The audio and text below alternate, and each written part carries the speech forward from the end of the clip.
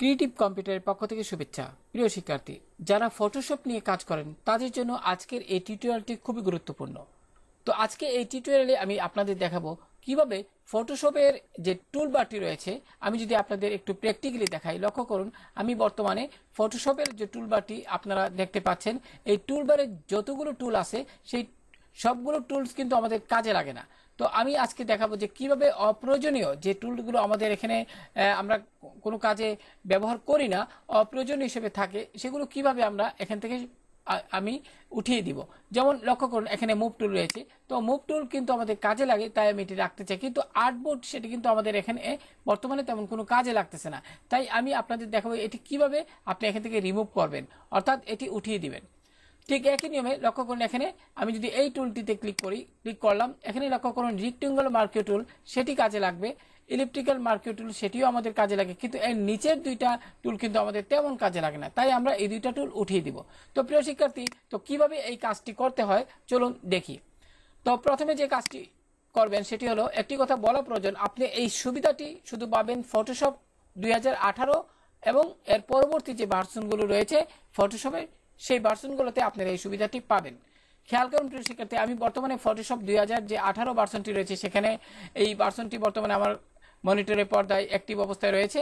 এবার আপনি যখন এখানে টুলবারে খেয়াল করবেন, এখানে লক্ষ্য করুন তিনটা আপনার ডট দেখতে পাচ্ছেন। আপনি এখানে মাউসের বাম বাটন দিয়ে একবার ক্লিক করে ধরে রাখবেন, ফলে এখানে এডিট টুল বা এখানে কিন্তু ক্লিক করবেন আপনি। তবে এখানে একটি কথা বলা প্রয়োজন, এটি আপনি এখানে না ক্লিক করেও আপনি যদি এখানে না থাকে, তাহলে যে কাজটি করবেন, আপনি এডিট মেনুতে যাবেন এবং এখানে যদি টুলবারে ক্লিক করেন, লক্ষ্য করুন আমি আবারও দেখাচ্ছি, এডিট মেনু থেকে আপনি টুলবারে যদি ক্লিক করেন, তাহলে কিন্তু লক্ষ্য করুন এখানে কিন্তু কাস্টমাইজ টুলবার এই উইন্ডোটি চলে আসলো। যাই হোক প্রিয় শিক্ষার্থী, আমরা কিন্তু এখানে যেহেতু টুলবারই এখানে তিনটা ডট এখানে দেখা যাচ্ছে, তাই আপনি কি করবেন, এখানে মাউসের বাম বাটন দিয়ে একবার ক্লিক করে ধরে রাখবেন এবং এডিট টুলবার এখানে একবার মাউসের বাম বাটন দিয়ে ক্লিক করবেন। ক্লিক করার সাথে সাথে লক্ষ্য করুন কাস্টমাইজ টুলবার এই উইন্ডোটি চলে আসলো। এবার যে কাজটি করবেন সেটি হলো, লক্ষ্য করুন এখানে টুলবার লেখাটি দেখতে পাচ্ছেন এবং ডান পাশে এক্সট্রা টুল নামে একটি লেখা আপনারা দেখতে পাচ্ছেন। তো আমাদের এখন যে কাজটা সেটি হলো, আপনি এখান থেকে যেমন মুভ টুলটি আমরা রাখতে চাই, এটি খুবই প্রয়োজন হয়, তাই এটি আমরা এখানে রাখবো, কিন্তু আর্টবোর্ড টুল এটি মনে করি আপনার প্রয়োজন নেই। সেক্ষেত্রে আপনি যে কাজটি করবেন, এখানে মাউস দিয়ে ক্লিক করে এটিকে ড্র্যাগ করে এক্সট্রা যে টুল বক্স এখানে ছেড়ে দিবেন। লক্ষ্য করুন এটি কিন্তু এখানে চলে আসলো। ঠিক একই নিয়মে আপনি এখানে রেক্ট্যাঙ্গুলার মার্কিং টুল সেটি প্রয়োজন আছে, ইলিপ্টিক্যাল মার্কিং টুল সেটিরও প্রয়োজন আছে, কিন্তু সিঙ্গেল র মার্কিং টুল এবং সিঙ্গেল কলাম মার্কিং টুলটি কিন্তু আমাদের তেমন কোনো কাজে লাগে না। তো এক্ষেত্রে কি করবেন, আপনি এখানে মাউস দিয়ে ক্লিক করবেন, মাউসের বাম বাটন দিয়ে ড্র্যাগ করে একই নিয়মে এই যে এক্সট্রা টুল এই বক্সে ছেড়ে দিবেন। একই নিয়মে এটাকেও আমি মাউস দিয়ে ড্র্যাগ করে এখানে ছেড়ে দিলাম। তো এখানে খেয়াল করুন লেসো টুল, তো লেসি টুল, তারপরে আপনার পলিগন লেসি টুল, তারপরে ম্যাগনেটিক লেসি টুল, সেই এখানে তিনটা টুলের মধ্যে আমরা কিন্তু সবচেয়ে বেশি কাজ করে থাকি পলিগন লেসি টুল।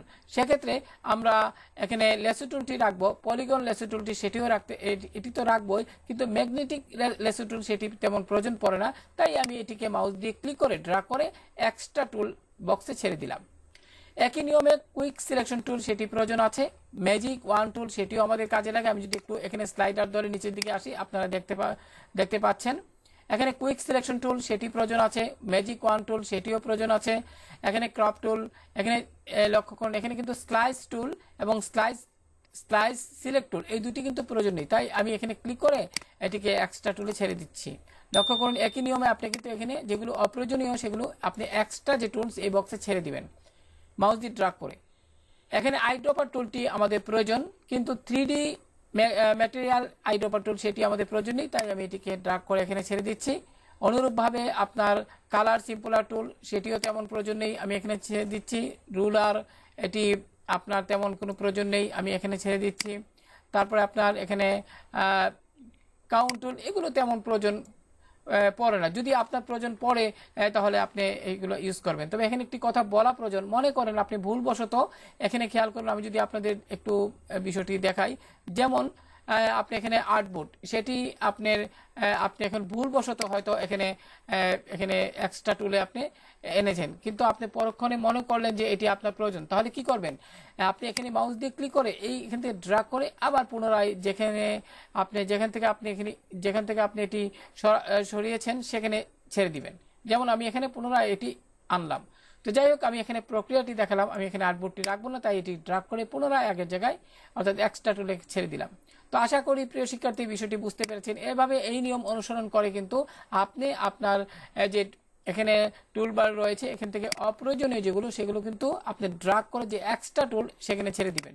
আমি যদি একটু আপনাদের আরেকটু দেখাই, খেয়াল করলে এখানে কিন্তু পেন্সিল টুল, আমি যদি একটু উপরের দিকে যাই এখানে ব্রাশ টুল প্রয়োজন আছে, কিন্তু পেন্সিল টুল এটি প্রয়োজন তেমন নেই, তাই এটিকে ড্র্যাগ করে এখানে ছেড়ে দিলাম ডান দিকের বক্সে। তারপরে কালার রিপ্লেসমেন্ট টুল এটি প্রয়োজন আছে, মিক্সার ব্রাশ টুল সেটি প্রয়োজন নেই, তো আমি এখানে ছেড়ে দিলাম। ক্লোন স্ট্যাম্প টুল প্রয়োজন আছে, প্যাটার্ন স্ট্যাম্প টুল সেটিও প্রয়োজন আছে, হিস্টোরি ব্রাশ টুল প্রয়োজন আছে, কিন্তু আর্ট হিস্টোরি ব্রাশ সেটি তেমন প্রয়োজন নেই, তাই এটিকে আমি ডান দিকের বক্সে নিয়ে আসলাম। এখানে ইরেজার টুল প্রয়োজন আছে, এগুলো কিন্তু সবগুলোই মোটামুটি আমরা যারা ফটোশপে কাজ করি তাদের এগুলো প্রয়োজন আছে। তো আপনারা একটু দেখবেন, মোট কথা আপনার যেগুলো প্রয়োজন নেই মনে করেন, যেগুলো আপনি যে টুলসগুলো নিয়ে আপনার কাজ করার প্রয়োজন হয় না, সেগুলো কিন্তু আপনি এই নিয়মে অনুসরণ করে যে আপনার টুলবার থেকে আপনি এক্সট্রা টুলে এগুলো নিয়ে আসবেন। তারপর যে কাজটি করবেন, এখান থেকে লক্ষ্য করুন আপনি যদি ডানে ক্লিক করেন তাহলে কিন্তু সেটি কার্যকর হয়ে যাবে। তো চলুন এবার এটি সঠিকভাবে কার্যকর হয়েছে কিনা তা কিভাবে বুঝবেন। লক্ষ্য করুন প্রিয় শিক্ষার্থী, এখানে যে টুলবারটি দেখা যাচ্ছে, আপনি মুভ টুলে যদি একবার ক্লিক করেন, লক্ষ্য করুন এখানে কিন্তু আর কিছুই দেখা যাচ্ছে না। অর্থাৎ আমরা কিন্তু প্রথমে কি দেখেছিলাম, এখানে মুভ টুলে ক্লিক করার সাথে সাথে কিন্তু এখানে আরেকটি টুল দেখা গিয়েছিল, অর্থাৎ এখানে আর্টবোর্ড নামে যে টুলসটি ছিল সেটি কিন্তু এখানে ছিল। যেহেতু আমরা এটি উঠিয়ে দিয়েছি তাই এক্সট্রা টুল হিসেবে এটি নিয়েছি, তাই এখানে দেখা যাচ্ছে না। অনুরূপভাবে আমি যদি এই টুলসটিতে ক্লিক করি, লক্ষ্য করে এখানে কিন্তু বর্তমানে রেক্টেঙ্গুলার মার্কিউ টুলটি দেখা যাচ্ছে এবং ইলিপ্টিক্যাল মার্কিউ টুলটি দেখা যাচ্ছে, এবং আরও দুইটা যে নিচে ছিল সেগুলো কিন্তু এখানে দেখা যাচ্ছে না। আশা করি প্রিয় শিক্ষার্থী যারা ফটোশপ নিয়ে কাজ করেন তাদের ক্ষেত্রে আজকের এই টিউটোরিয়ালটি খুবই সহায়ক হবে। তো এখানে আপনি যদি চান যে আপনি পুনরায় ডিফল্ট অর্থাৎ এখানে যে টুলসগুলোকে আপনি এখান থেকে সরিয়ে দিয়েছেন এগুলোকে আগের অবস্থানে নিয়ে যেতে, তাহলে যে কাজটি করবেন, আপনি এখান থেকে পুনরায় এই যে ডট যে দেখতে পাচ্ছেন এখানে মাউস দিয়ে ক্লিক করুন এবং এডিট টুলবারে ক্লিক করুন। ক্লিক করার পর যে উইন্ডোটি আসলো, আপনি এখান থেকে রিস্টোর ডিফল্ট আপনি এই অংশে এখানে মাউস দিয়ে ক্লিক করুন। ক্লিক করার সাথে সাথে কিন্তু এগুলো কিন্তু লক্ষ্য করুন এক্সট্রা টুল হিসেবে আমি এখানে যা যা ছিল সেগুলো কিন্তু পুনরায় আপনার মেইন যে টুলবার সেখানে চলে এসেছে। এবার ডানে ক্লিক করুন, ফলে এটি কার্যকর হয়ে যাবে। এবার যদি আমি একটু প্র্যাকটিক্যালি আবারও দেখাই, টুলবার থেকে আপনি এখানে যদি ক্লিক করেন, লক্ষ্য করেন এখানে মুভ টুল তো রয়েছে, পাশাপাশি আর্টবোর্ড টুলটিও এখানে আগের অবস্থায় চলে এসেছে। পুনরায় আমি যদি এখানে এই টুলটিতেও ক্লিক করি, লক্ষ্য করলে এখানে কিন্তু এগুলো কিন্তু আবার এখানে পুনরায় দেখা যাচ্ছে। তো আশা করি প্রিয় শিক্ষার্থী ফটোশপের টুলবারটি কিভাবে কাস্টমাইজ করতে হয় এই টিউটোরিয়াল থেকে আপনারা সেই বিষয়টি জেনে গেছেন। তো ভালো থাকুন সবাই, আল্লাহ হাফেজ।